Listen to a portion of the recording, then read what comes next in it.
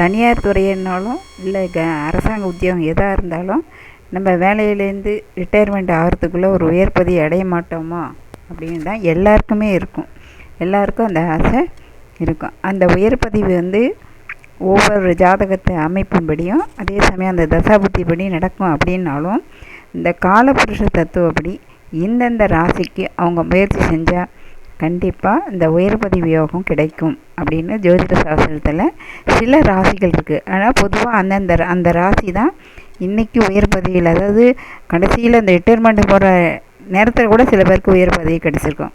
அது வந்து எந்தெந்த ராசி அப்படின்னா ரிஷபம், கடகம், சிம்மம், கன்னி, துலாம், மகரம், மீன ராசிகள். இந்த ராசிகளுக்கெல்லாம் கண்டிப்பாக அவங்களுக்கு உயர் பதவி தேடி வரும். ஏன்னா இந்த காலபுருஷ தத்துவப்படி இந்தந்த ராசிகள் தான் உயர் பதவியை முயற்சி செஞ்சால் கண்டிப்பாக கிடைக்கும். இவங்க தான் இப்போது நம்ம உயர் பதவியில் இருக்கிறவங்க நிறைய பேர் இந்த ராசியில் தான் இருக்காங்க.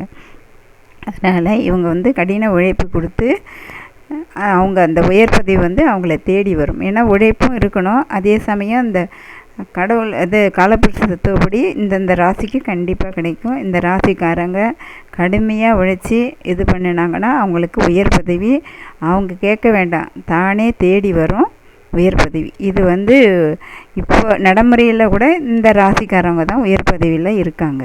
அதனால் இவங்க நல்லா உழைச்சி முன்னுக்கு வரும்போது கண்டிப்பாக இவங்களுக்கு உயர் பதவி கிடைக்கும்.